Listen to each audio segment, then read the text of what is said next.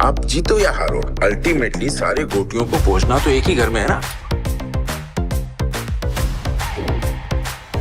Luck सक everyone.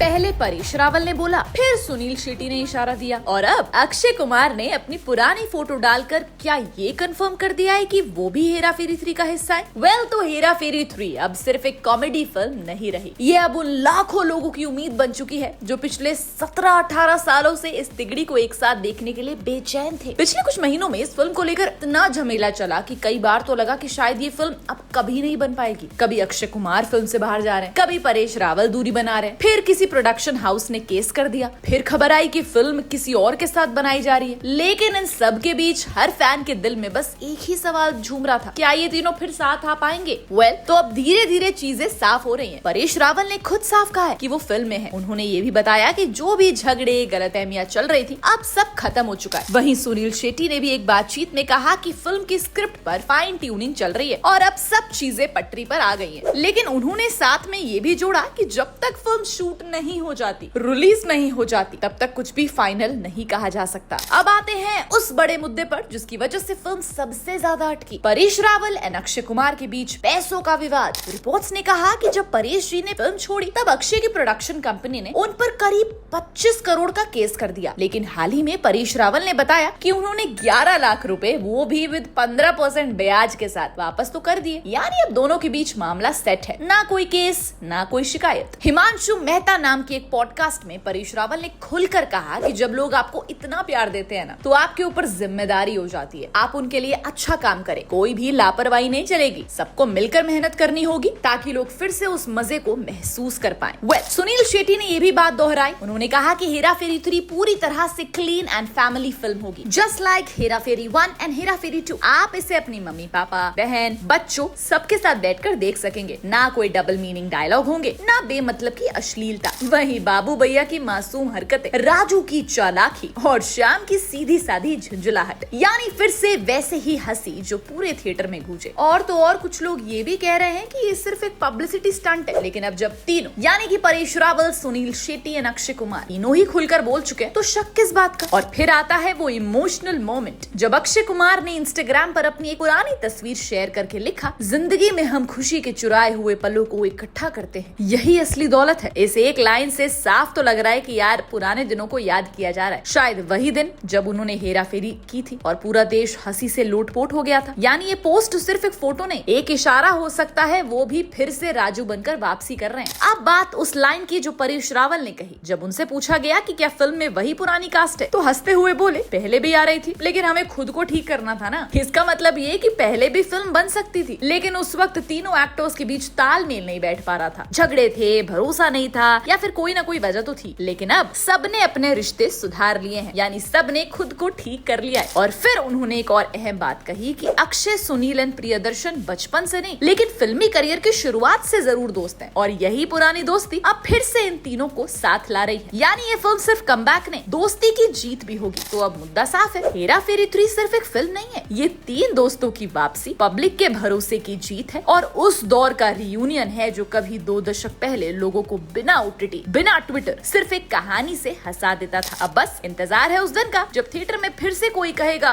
उठा ले रे देवा, और जवाब में पूरा हॉल तालियों और सीटियों से गूंज उठेगा। अगर ये तिगड़ी दोबारा साथ आई तो ये सिर्फ हेरा फेरी नहीं होगी, इतिहास की सबसे हंसाने वाली वापसी होगी। वेल, आप इस फिल्म के लिए कितने एक्साइटेड हैं, हमें कमेंट सेक्शन में जरूर बताइएगा। And till then keep watching Bollygraj studios.